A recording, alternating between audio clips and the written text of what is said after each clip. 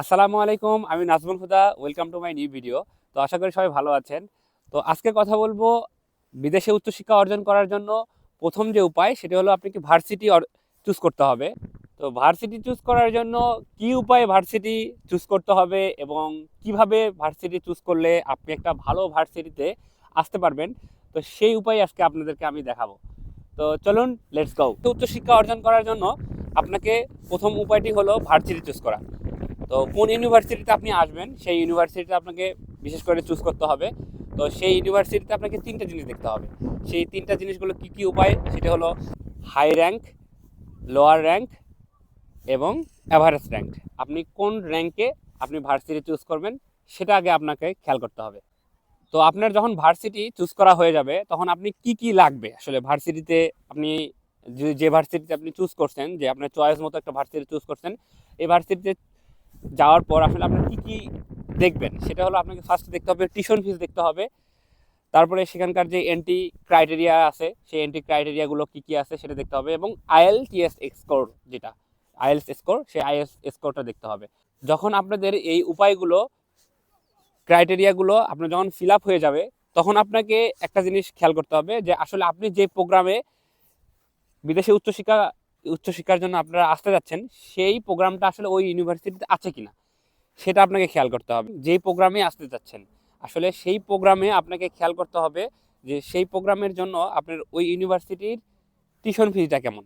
Tuition fitter অনুযায়ী আপনাকে depend করতে হবে যে আপনি লন্ডন, যে ইউকেতে যদি আসতে চান তাহলে ইউকের যে বাহিরে খরচ কেমন, বা ইউকের যে বাইরের ইউনিভার্সিটির কেমন খরচ, এবং ইউকে ভেতরের ইউনিভার্সিটির যে সেন্ট্রাল ইউনিভার্সিটির খরচ কেমন, সেটাকে আপনাকে খেয়াল করতে হবে।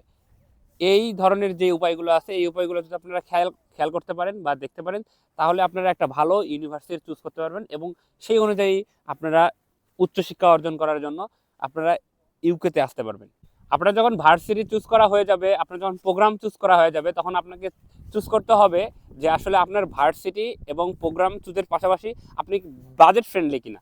আপনি যে ইউনিভার্সিটিতে আসতেছেন সেই ইউনিভার্সিটিতে আপনার দেখতে হবে যে আপনার ভার্সিটির যে টিউশন ফিস এবং আপনার লিভিং এক্সপেন্সেস বা অ্যাকোমোডেশন কস্ট যেগুলো আছে সেগুলো আপনি ইফেক্ট করতে পারছেন কিনা সেটা আপনাকে খেয়াল করতে হবে, এবং আপনার বাজেট ফ্রেন্ডলি হতে হবে। আপনি দেখতে পারবেন যে ইউকের যে সেন্ট্রালের যে ইউনিভার্সিটিগুলো আছে সেগুলোর বাজেট অনুযায়ী আপনি বেয়ার করতে পারছেন কিনা, বা সেন্ট্রালের বাইরের যে ইউনিভার্সিটিগুলো আছে সেগুলো সেই বাজেটটা আপনি খেয়াল করতে পারছেন কিনা, যে আপনার প্রোগ্রাম অনুযায়ী বাজেটটা কেমন হয়ে থাকে টিউশন ফিস।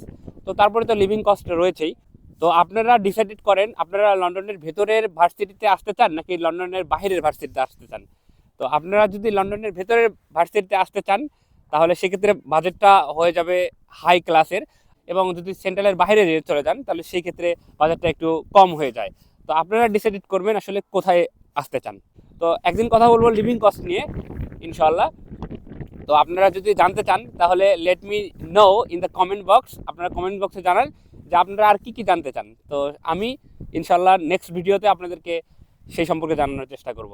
তো কোনো একটি ভিডিওতে আপনাদেরকে আইএলটিএস ছাড়া কিভাবে আপনারা উচ্চশিক্ষা অর্জন করার জন্য ইউকেতে আসতে পারবেন সেটি আমি আপনাদেরকে জানাবো।